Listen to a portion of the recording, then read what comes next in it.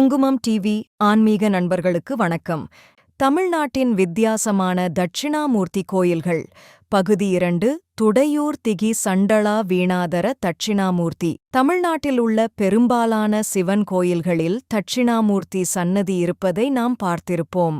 பொதுவாக அவர் ஆலமரத்தின் கீழ் அமர்ந்தபடி சின்முத்திரை காட்டி மௌனமாக ஞானம் வழங்கும் குருவாகவே அருள் புரிவார். ஆனால் சில அரிய தலங்களில் மட்டும் அவர் முற்றிலும் வித்தியாசமான வடிவங்களில் காட்சியளிக்கிறார். இன்று நாம் பார்க்கப் போவது கையில் அரிய திகி சண்டளா வீணை ஏந்தியபடி இசையால் ஞானம் வழங்கும் தட்சிணாமூர்த்தி அருள் புரியும் அதிசய தலம்.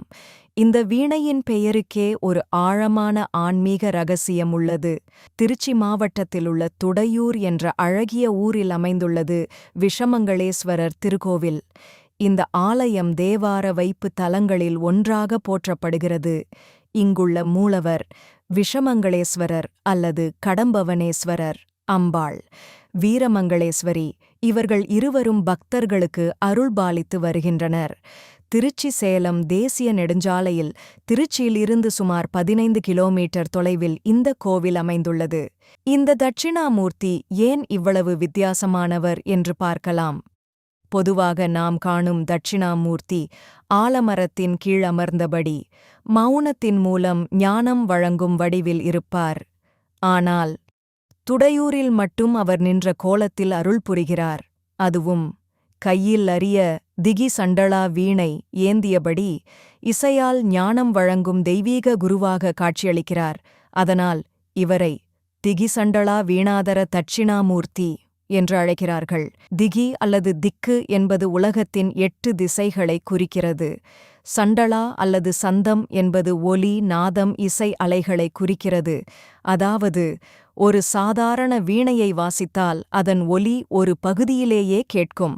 ஆனால் ஈசன் மீட்டும் இந்த தெய்வீக வீணையின் நாதம் மட்டும் உலகத்தின் எல்லா திசைகளிலும் ஒரே நேரத்தில் பிரபஞ்சம் முழுவதும் பரவுகிறது என்று ஆன்மீக மரபுகள் கூறுகின்றன. அதனால் தான் இந்த வீணைக்கு திகி சண்டளா வீணை என்ற பெயர் வந்ததாக சொல்லப்படுகிறது. இந்த சன்னதியின் இன்னொரு அரிய சிறப்பும் மிகவும் ஆச்சரியப்பட வைக்கிறது.